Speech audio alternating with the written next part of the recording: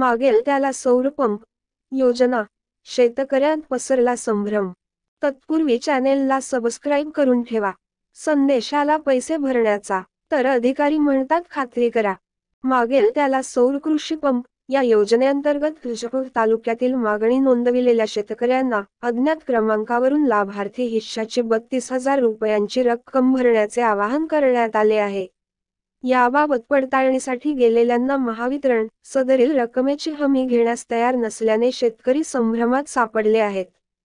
शेतकऱ्यांना सिंचनासाठी हक्काची व स्वतंत्र योजना मिळावी, या दृष्टीने शासनाने मागेल त्याला सौर कृषी पंप ही योजना कार्यान्वित केली आहे।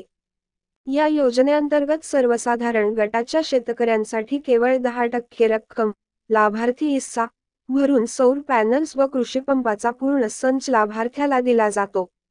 याशिवाय अनुसूचित जाती व जमातीच्या शेतकऱ्यांसाठी केवळ 5% हिस्सा देय आहे। उर्वरित रक्कम केंद्र व राज्य सरकारकडून अनुदान स्वरूपात दिली जाते।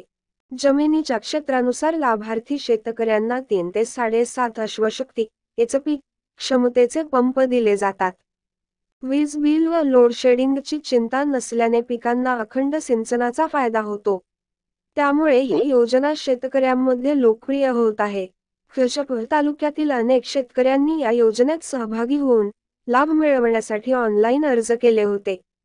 त्यानंतर संबंधित शेतकऱ्यांना मोबाईलवरून संदेश पाठवण्यास सुरुवात झाली असून या संदेशात आपला अर्ज क्रमांक सौर कृषी पंप योजनेअंतर्गत अंतर्भूत करण्यात आला आहे। लाभार्थी हिश्शापोटी 32,075 रुपयांचा भरणा आपण करावा, असे नमूद करण्यात आले आहे। याबाबत खात्री करण्यासाठी संबंधित शेतकरी महावितरणच्या अधिकाऱ्यांकडे गेले असता महावितरणच्या अधिकाऱ्यांनी जमा करावयाच्या रकमेबाबत हमी घेण्यास नकार दिला। त्यामुळे शेतकऱ्यांना लाभासाठी 10% रक्कम भरण्याबाबतचा संदेश खरा की खोटा असा संभ्रम निर्माण झाला आहे। शेतकऱ्यांनो, मोबाईलवर आलेल्या लिंकवरून भरणा करू नका। याबाबत पांडव यांच्याशी संपर्क साधला असता ते म्हणाले, या योजनेची लाभार्थी संख्या व अन्य तपशिलाबाबत अद्याप कुठलीही माहिती उपलब्ध नसून संकेतस्थळावर याबाबत लवकरच माहिती मिळेल अशी अपेक्षा आहे।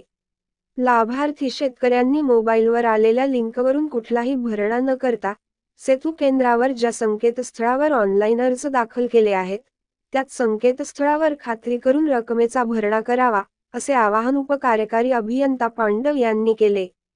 इतर शेतकऱ्यांची फसवणूक होऊ नये यासाठी हा व्हिडिओ जास्तीत जास्त शेअर करा आणि सबस्क्राईब करा। धन्यवाद।